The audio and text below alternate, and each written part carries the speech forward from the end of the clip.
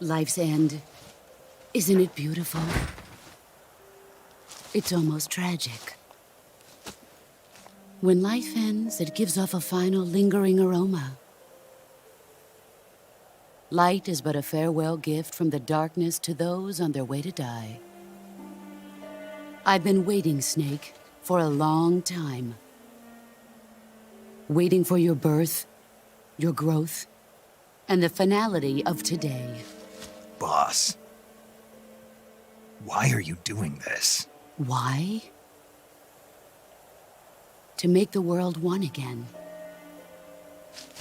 The world used to be whole. But with the end of the Second World War, the philosophers began to fight amongst themselves, and the world was torn apart. The Cobras, my comrades who trained and fought alongside me, were torn apart as well. The foibles of politics and the march of time can turn friends into enemies just as easily as the wind changes. Ridiculous, isn't it? Yesterday's ally becomes today's opposition. And this Cold War? Think back. When I was leading the Cobras, America and Russia were fighting together. Now, consider whether America and Russia will still be enemies in the 21st century. Somehow I doubt it. Enemies change along with the times, the flow of the ages, and we soldiers are forced to play along. I didn't raise you and shape you into the man you are today just so we could face each other in battle. A soldier's skills aren't meant to be used to hurt friends. So then what is an enemy? Is there such a thing as an absolute timeless enemy? There is no such thing, and never has been. And the reason is that our enemies are human beings like us. They can only be our enemies in relative terms. The world must be made whole again. The philosophers must be reunited. I will devote my skills to that purpose. And with the Colonel's money, I will achieve that end. Just as I once created the Cobras. They are my family. I may no longer be able to bear children, but I still have a family. It was November 1st, 1951. I was in the Nevada desert participating in atomic testing. The name Nevada is derived from Spanish, covered in snow, white as snow. And snow is exactly what I saw in that Nevada desert. It froze my blood white. Snake, you were an atomic test subject, weren't you? On Bikini Atoll. That's part of the reason I was drawn to you. You and I are alike. We're both slowly being eaten away by the karma of others. We'll never have the chance to die peacefully of old age. We have no tomorrow. But we can still have hope for the future. In 1960, I saw a vision of the ideal future from space. 3 years earlier, the Soviet Union had succeeded in launching Sputnik, the first man-made satellite in history, into orbit. This came as a huge shock to the United States. In response, America threw everything it had into its own manned spaceflight project, the Mercury program. Even as the Soviets seemed poised to send their first man into space, America was still experimenting with chimpanzees and rockets. The government wanted human data. So they secretly decided to send a human being into space. I was the one they chose. At the time, they didn't have the technology to block out cosmic rays, and whoever they sent up would inevitably be exposed to heavy radiation. That's why they chose me. After all, I'd already been irradiated once. Of course, you won't find any of this in the history books. I could see the planet as it appeared from space. That's when it finally hit me. Space exploration is nothing but another game in the power struggle between the US and the USSR. Politics, economics, the arms race, they're all just arenas for meaningless competition. I'm sure you can see that, but the Earth itself has no boundaries. No East, no West, no Cold War. And the irony of it is, the United States and the Soviet Union are spending billions on their space programs and the missile race, only to arrive at the same conclusion. In the 21st century, everyone will be able to see that we are all just inhabitants of a little celestial body called Earth. A world without communism or capitalism, that is the world I wanted to see. But reality continued to betray me. In 1961, I was sent to Cuba, to Bahia de Cochinos. It was part of a CIA-sponsored invasion under the guise of taking Cuban exiles back to their country. But the US government betrayed them. Our weak-kneed president held back their air support. Defenseless, the exiles were annihilated by the Cuban army. All I could do was watch in silence. I was set up by the very country I'd sacrificed so much for, by the very government I dedicated my life to defending. I was driven from the surface world, and I went underground. Then, 2 years ago, I faced the sorrow, my old comrade in battle. He was my friend. But one of us had to die. I was left with no choice. The sorrow gave his life for me. There is no enmity between us. One must live, and one must die. That was the mission. The ones who gave me that mission were the philosophers. Early in the 20th century, the true holders of power in the United States, the Republic of China, and the newly formed Soviet Union gathered together in a secret meeting that would later be known as the Wise Men's Committee. The secret pact they formed there marked the beginning of the philosophers. But the last of the original members died in the 1930s. After that, the organization began to run out of control, and the Wise Men's Committee degenerated into a mere shell of its former self. The philosophers of today have no sense of good or evil. Their influence extends to countries and organizations involved in every aspect of every war. They have become war itself. That's how they operate. The sacrifices of war cause a shift in the times. This shift leads to renewed conflict, and in turn triggers the next war. Like a nuclear chain reaction, each conflict sparks countless others, forming an endless spiral that will continue on for eternity.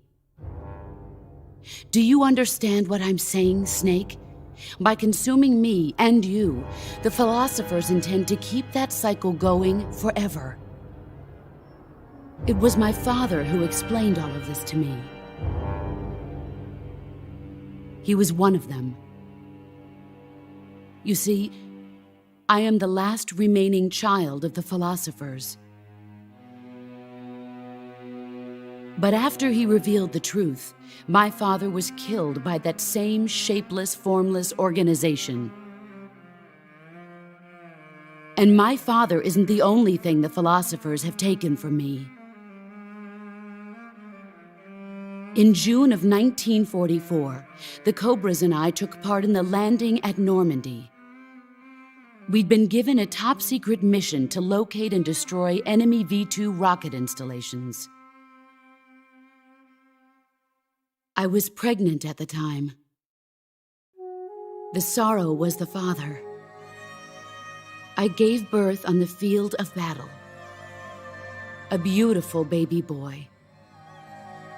But my child was snatched away from me by the philosophers.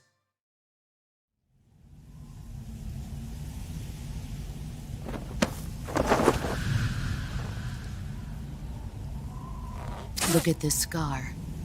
This is proof that I was once a mother. I gave up my body and my child for my country. There is nothing left inside me now. Nothing at all. No hatred, not even regret. And yet sometimes at night, I can still feel the pain creeping up inside me, slithering through my body like a snake.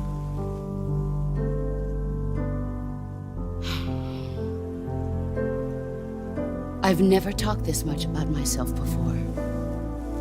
Thanks. Thanks for listening to me.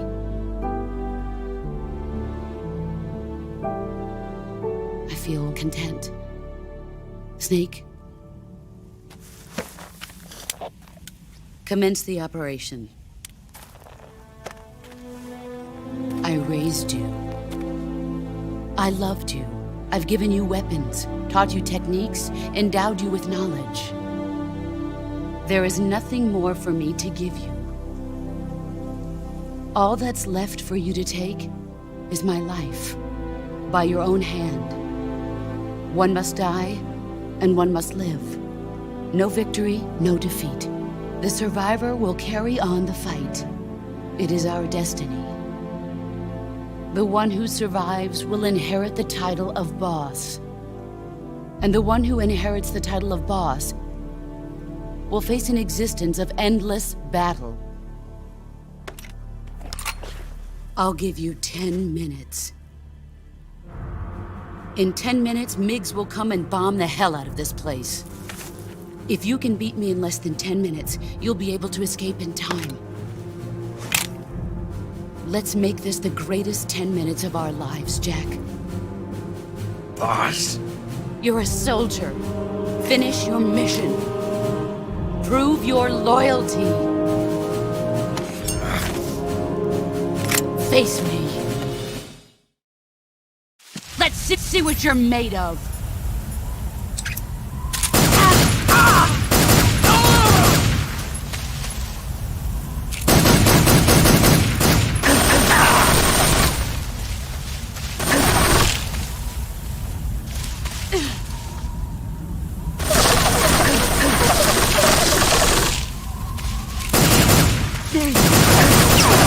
Brace yourself.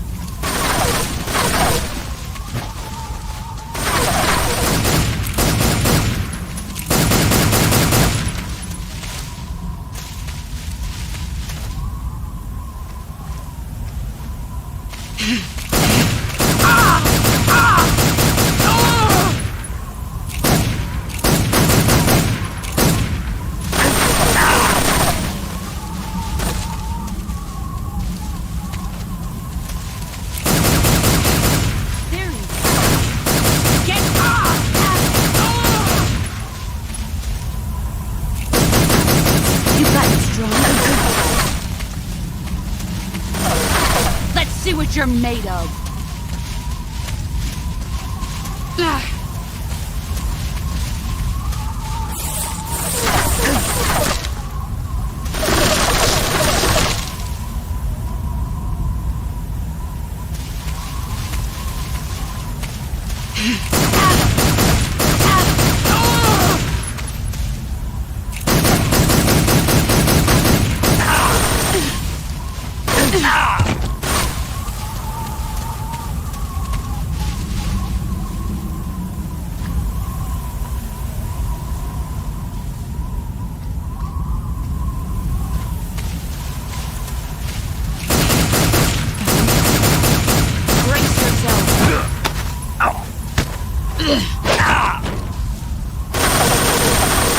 Move or you're dead.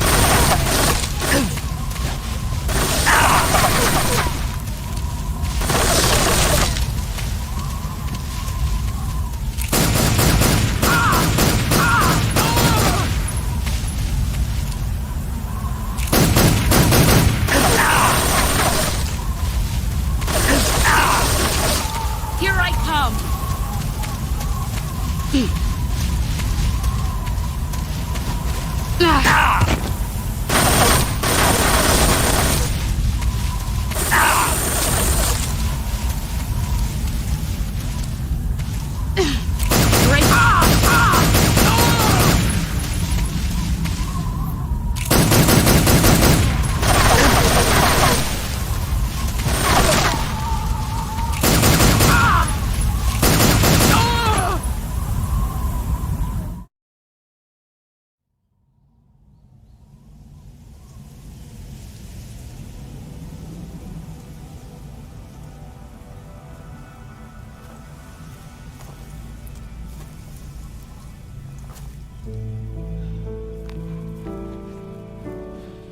Take this.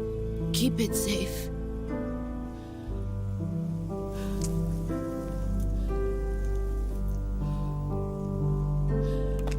It's our only hope.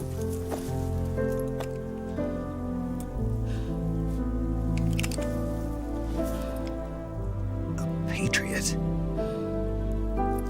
Why are you giving me this? Jack. Or should I say, Snake?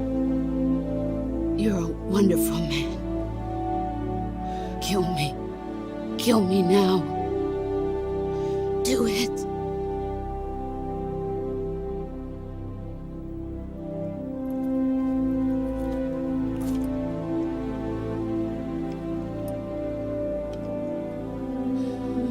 There's only room for one boss and one snake.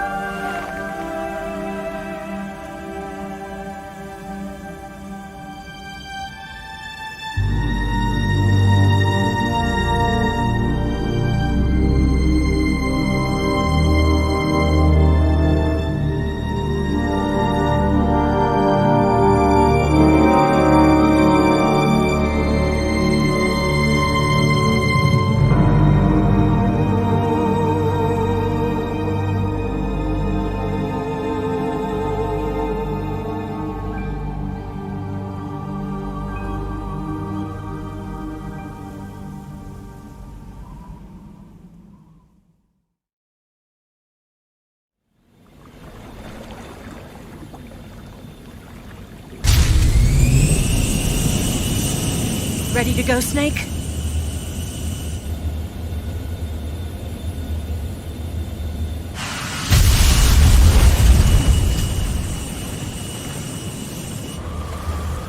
Are you okay? Snake? Yeah.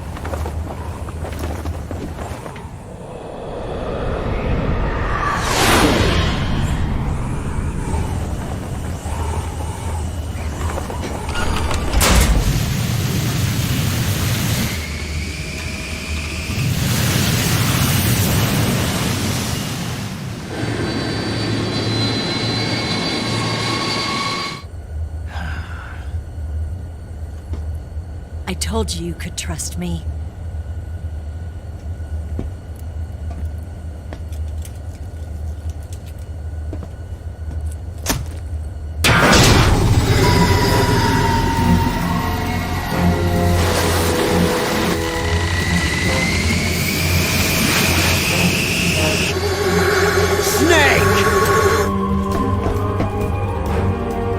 Ocelot! We're not done yet!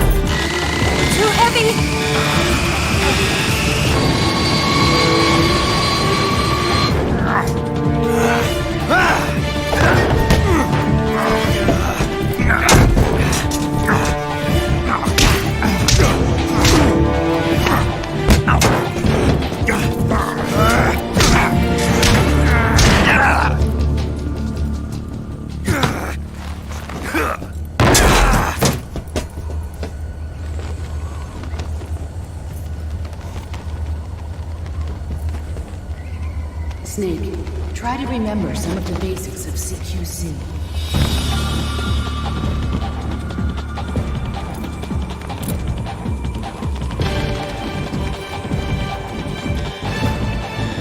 Not good!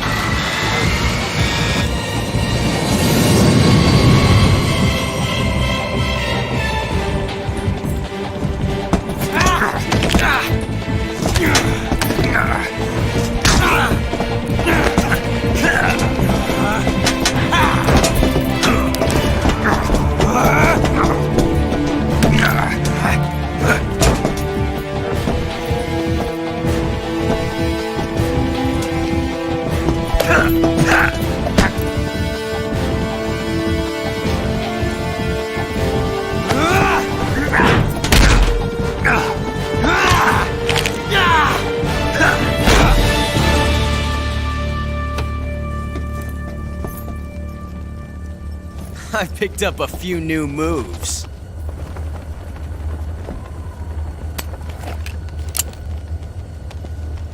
Huh. It doesn't feel right to shoot an unarmed man. But I'll get over it. Eva!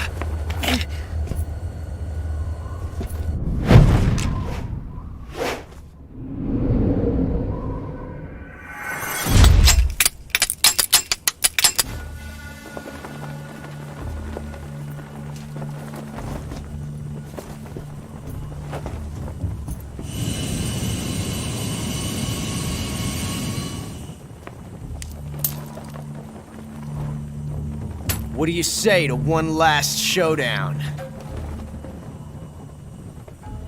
Yeah, all right.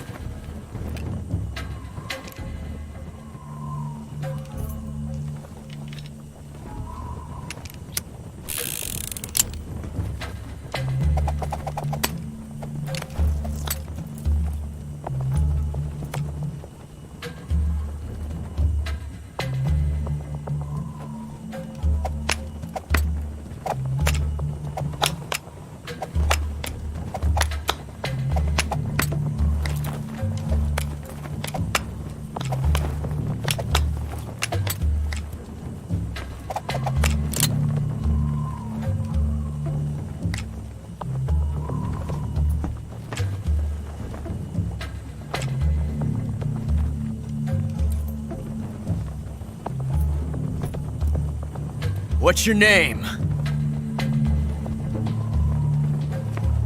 Snake. No.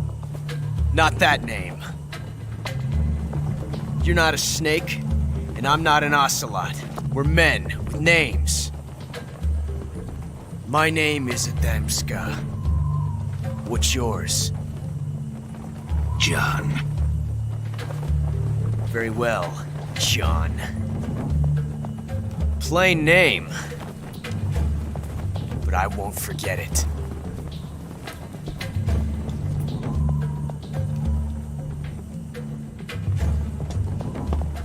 Come on!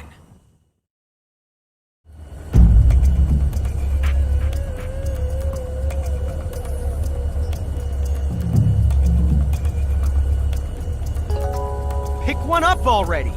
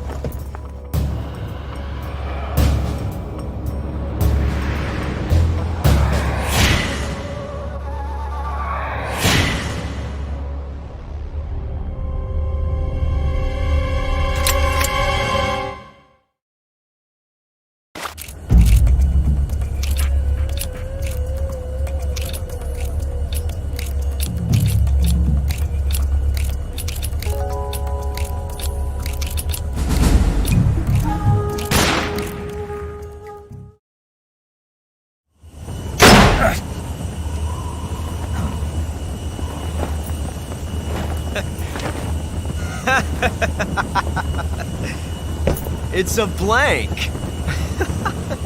Oh, that was fun.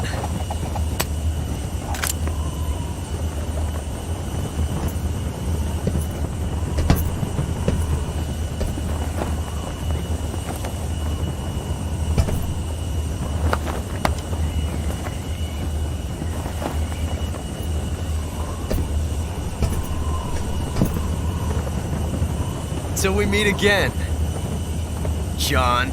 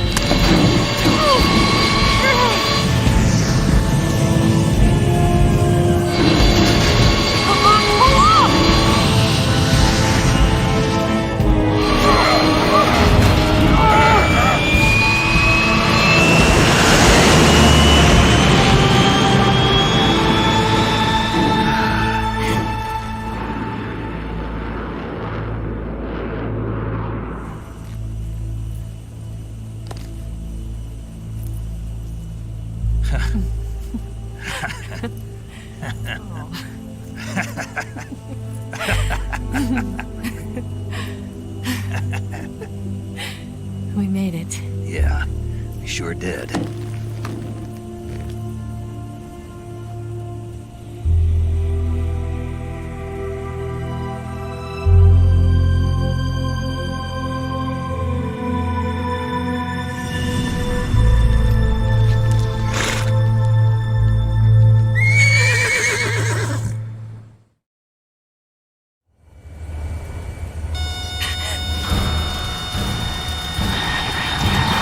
Oh no, Migs!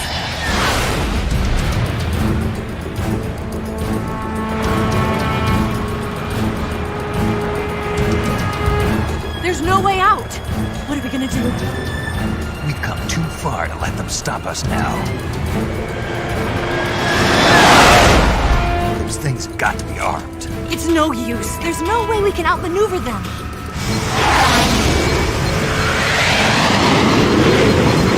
They're gonna shoot us down.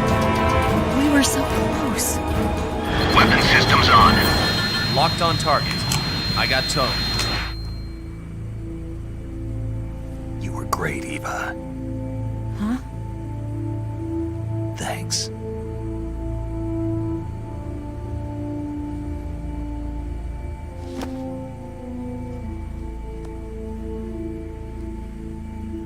Bulk 19, this is Control. Stand by for a direct order from the chairman.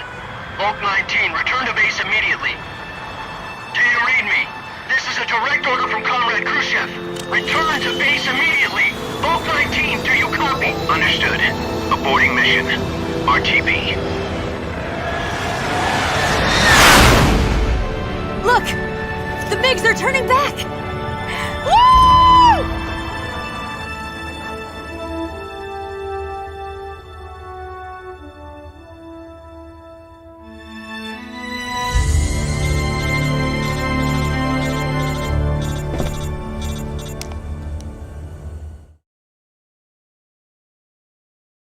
Well done, Snake. The MiGs disengaged. Most likely under orders from Khrushchev. Is this his way of helping us? Who knows? Maybe he didn't want things to get messier than they already are. Or maybe he just wanted us to owe him one. The important thing is, you made it out alive. As long as Khrushchev is with us, I don't think they'll be coming after you. It should be smooth sailing all the way to Alaska. I'm sending someone out to Galena Base to meet you. To meet me? The DCI and the President himself are waiting at Langley. Don't keep them waiting.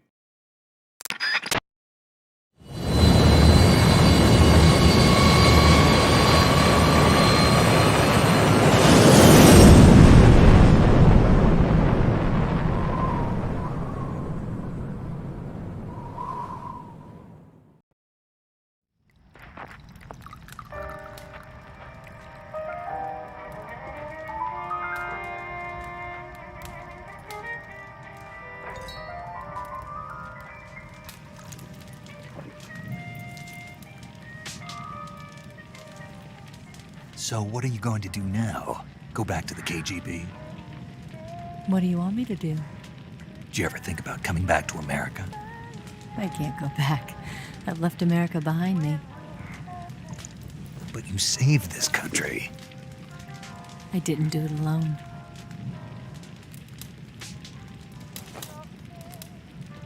And I still owe you a dinner.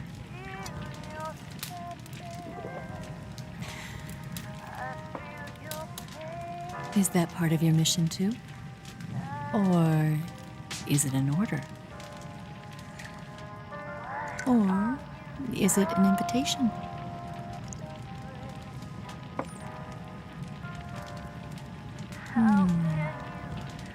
Or a proposal? I don't take orders from anyone now.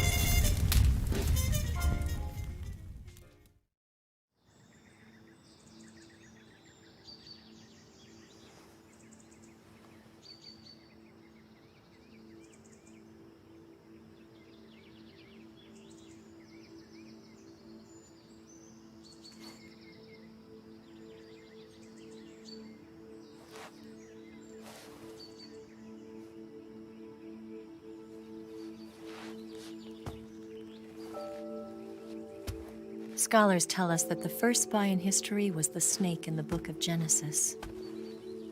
In that story, it was Eve who was tempted by the snake in the Garden of Eden. But this time around, it was I who tempted the snake and got away with the forbidden fruit of knowledge. Forgive me, snake.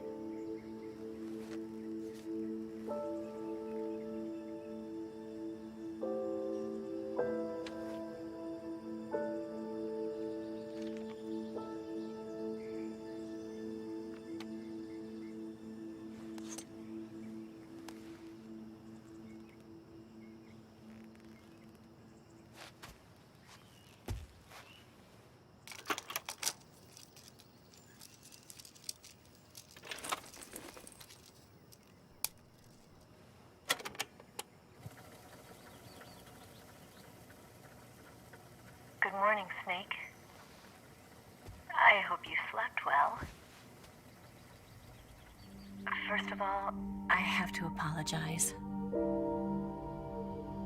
I wasn't sent by Khrushchev. I'm not a KGB spy, and I never worked for the NSA. I'm an agent of the People's Republic of China for the General HQ 2nd Department of the People's Liberation Army.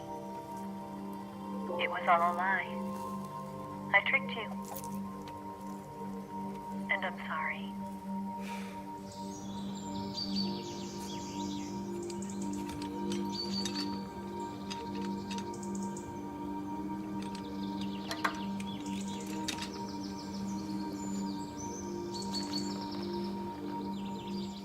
The philosophers still exist in China, too. You see, my mission was to find out where Volgin was hiding the philosopher's legacy and steal it. So I infiltrated his base as a KGB spy. The 2 NSA codebreakers who defected in 1960 were actually both men. The real Adam never showed up at the meeting place, saving me the trouble of having to eliminate him. I sneaked in by pretending I was Eva. And you and Sokolov and Volgin, you all believed me. The philosopher's legacy was originally held in common between the US, Soviet Union, and China. We couldn't let the Russians and the Americans take it all for themselves. The Chinese government had its eye on the legacy, too.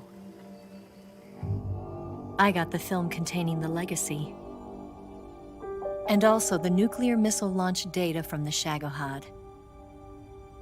5 years ago, the Soviet Union stopped supplying us with nuclear weapons technology. Since then, China's Liaodong easing, hydrogen bomb, and space rocket projects have fallen behind.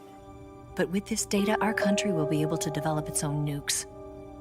We'll create a deterrent force to rival those of the US and Soviet Union. Everything has gone according to plan, thanks to your help. I, too, am one of the philosophers. I'm an agent of the philosophers, a graduate of one of their charm schools. I was raised in a joint US-Soviet-Chinese facility to become a sleeper agent. This was before the war. Back then, they were collecting children from all over the world. As a result, I'm indistinguishable from a native-born American. So it didn't surprise me when you and Volgin couldn't tell the difference. But she knew right from the beginning. She knew because before the war, she was at one of the philosopher's schools too, as an instructor. The boss was the only one I couldn't fool. She was the only one who knew I was a fake. She told me everything. Why did she open her heart to me like that? At the time, I couldn't understand it. But now, I think I do. Snake. She wanted you to know the truth. She chose me to tell you. That's why she saved my life. I've lied to you so many times, but not this time. My orders from the government were to obtain the legacy and to eliminate everyone who knew the truth about what happened. In other words, I'm supposed to kill you.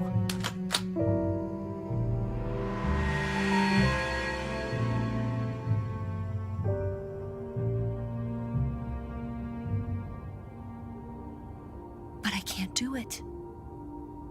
Not because we loved each other. And not because you saved my life. But because I made a promise to the boss. And I intend to keep it. I just wanted you to know. And you have to live.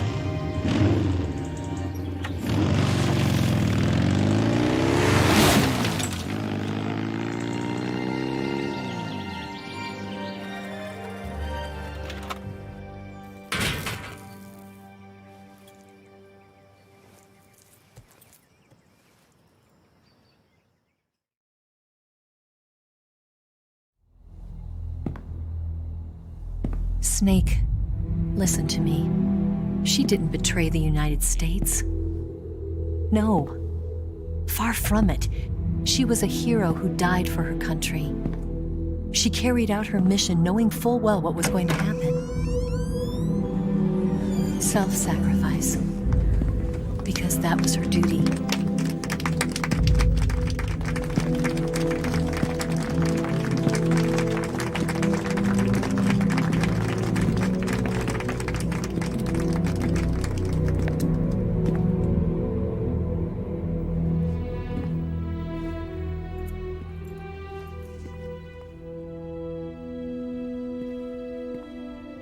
You are above even the boss.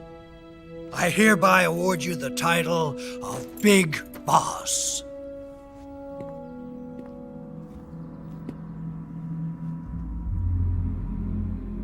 You are a true patriot.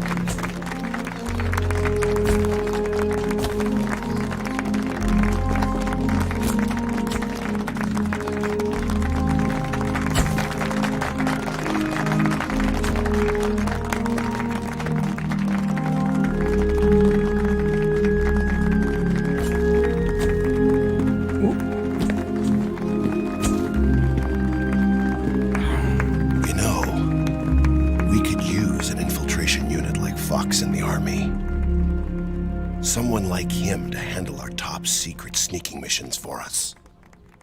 A man who combines the qualities of a soldier and an agent. The boss's defection was a ruse set up by the US government. It was all a big drama staged by Washington so they could get their hands on the philosopher's legacy. And the boss was the star of the show. They planned it so that they could get the legacy that Colonel Volgin inherited and destroy the Shagohod at the same time. Only a legendary hero like the boss could have earned Volgin's trust. Finding out where the philosopher's legacy was hidden was to be her greatest mission. Everything was going according to plan. But then something happened that no one could have predicted. Colonel Volgin fired an American-made nuclear warhead at Sokolov's research facility. Khrushchev demanded that the US government provide proof that it wasn't involved. They couldn't just abort the operation to steal the legacy. So the operation itself was greatly expanded and revised. The authorities in Washington knew that in order to prove its innocence, they'd have to get rid of the boss, and that one of their own would have to do the job. The public couldn't be allowed to find out about it. Not ever. This, they concluded, would be the best way to keep the whole thing under wraps. The boss wouldn't be allowed to come back home alive, and she wouldn't be allowed to kill herself. Her life would be ended by her most beloved disciple. That was the way the government wanted it. That was the mission she was given, and she had no choice but to carry it out. Her death at your hands was a duty she had to fulfill. Out of duty, she turned her back on her own comrades. A lesser woman would have been crushed by such a burden. The taint of disgrace will follow her to her grave. Future generations will revile her. In America as a despicable traitor with no sense of honor. And in Russia as a monster who unleashed a nuclear catastrophe. She will go down in official history as a war criminal. And no one will ever understand her. That was her final mission. And like a true soldier, she saw it through to the end. But I think she wanted you, of all people, to know the truth. She wanted to live on. In your memory. Not as a soldier, but as a woman. But she was forbidden to tell you herself. And that's why she told me. Snake, history will never know what she did. No one will ever learn the truth. Her story, her debriefing, will endure only in your heart.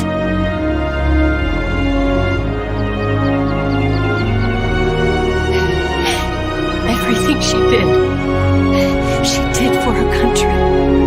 She sacrificed her life and her honor for her native land. She was a real hero. She was a true patriot.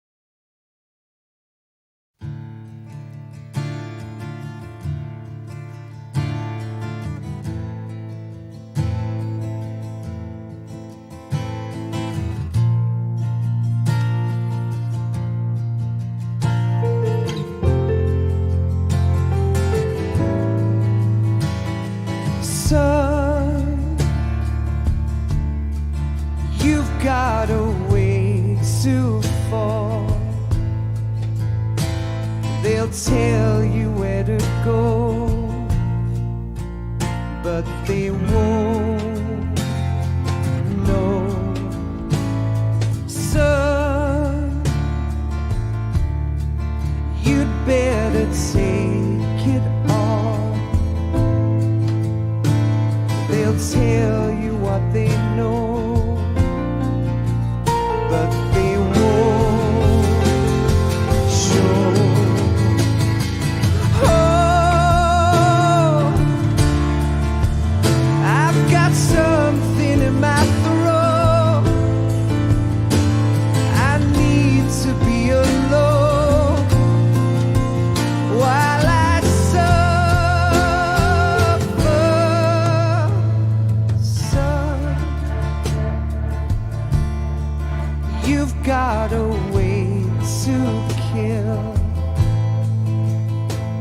They're picking on you still, but they don't know.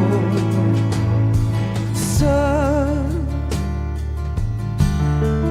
you'd better wait to shine.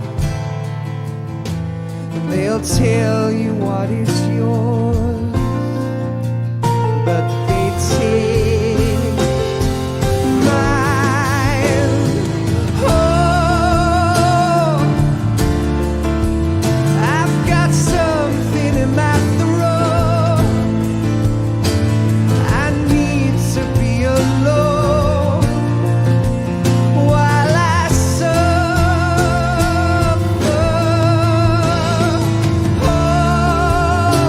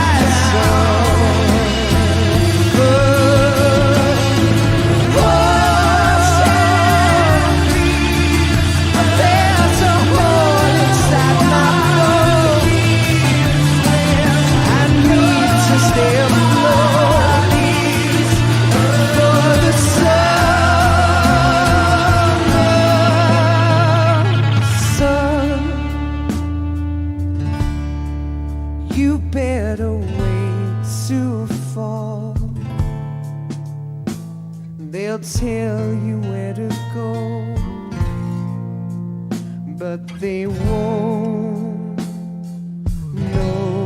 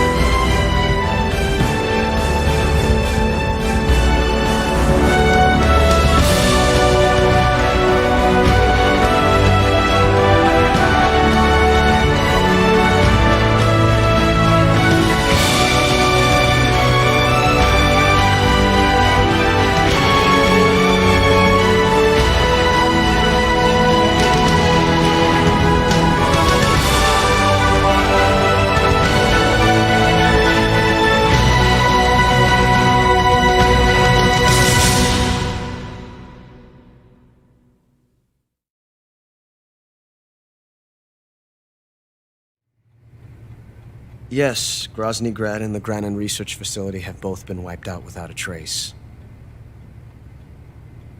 I understand, sir, but they were necessary sacrifices.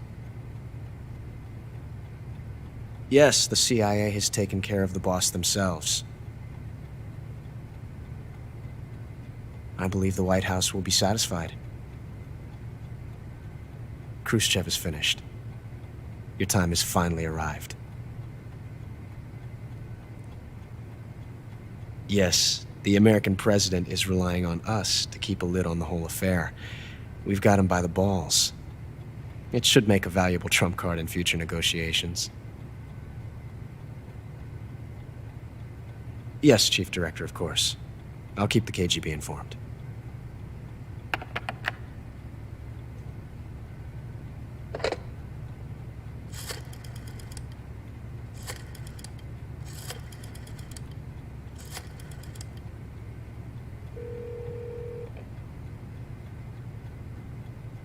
Yes, it's me.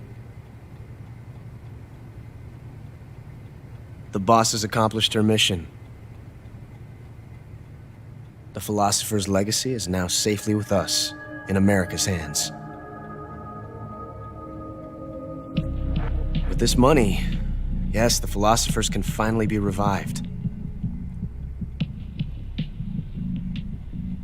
The film we handed the Chinese was a fake. Peking must be in an uproar right about now. I'm afraid so. Only half the money has made it back to the United States. The KGB must still have part of the legacy. Yes, the weapon has been reduced to ashes. That's right. Grozny Grad has been obliterated by the Davy Crockett we brought in as well. Yes, that was the boss's work too. Speaking of which, I've obtained something from Granin that you might find interesting. It's a revolutionary new nuclear attack system. Perhaps it might just come in handy someday. Yes, we have Snake to thank for that. Khrushchev believed it as well. Yes, they bought our story. I don't think they'll be making a fuss. The secondary alert has been lifted as well. And the Soviets still haven't discovered my true identity. They have no idea that I've been triple-crossing them. I will continue my activities as a contact for the new government. Yes, it appears that no one knew that I was Adam. Of course, I am always at the CIA's disposal, Mr. Director.